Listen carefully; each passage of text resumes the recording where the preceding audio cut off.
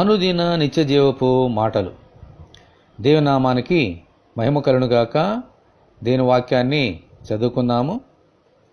డాంబికులు నీ సన్నిధిని నిలవలేరు, పాపము చేయవారందరూ నీకు అసహ్యులు. కీర్తనల గ్రంథము 5వ అధ్యాయము 5వ వచనం. డాంబికులు అనగా గర్వము చేత నడిపించబడిన వారు దేవుని సన్నిధిలో నిలవలేరు. సైతాను తన గర్వము చేతనే గదా పరలోకము నుండి త్రోయబడ్డాడు.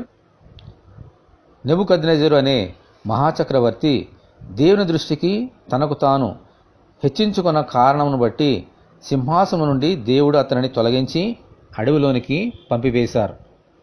7 సంవత్సరములు గతించిన తరువాత తన తప్పు తెలుసుకొని గర్వముతో నటించేవారిని ఆయన అణిచివేయువాడని తెలుసుకున్నప్పుడు దేవుడు తిరిగి అతని సింహాసనం మీద కూర్చుండబెట్టారు.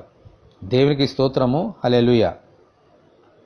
దేవుని దృష్టికి మనుషుల దృష్టికి ఆయన బిడ్డలు ఎల్లప్పుడూ తగ్గించుకునే బ్రతకాలి, జీవించాలి.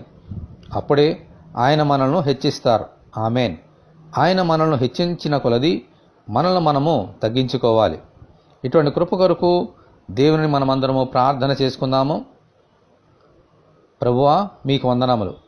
మాలో ఎటువంటి డంబము గర్వము లేకుండా చేసి మమ్ములను మేము ఎల్లప్పుడూ తగ్గించుకొని మీ ఎదుట జీవించినట్లు అనుగ్రహించమని, ఈ వాక్యము వింటున్న నీ బిడ్డలందరినీ అలాగున దీవించమని ప్రభు అయిన యేసుక్రీస్తు ద్వారా ప్రార్థన చేయుచున్నాము తండ్రి. ఆమెన్. ప్రభు అయిన యేసుక్రీస్తు కృప మనకందరికీ తోడి ఉండి నడిపించునుగాక. ఆమెన్. పరిశుద్ధ దేవుని మందిరం.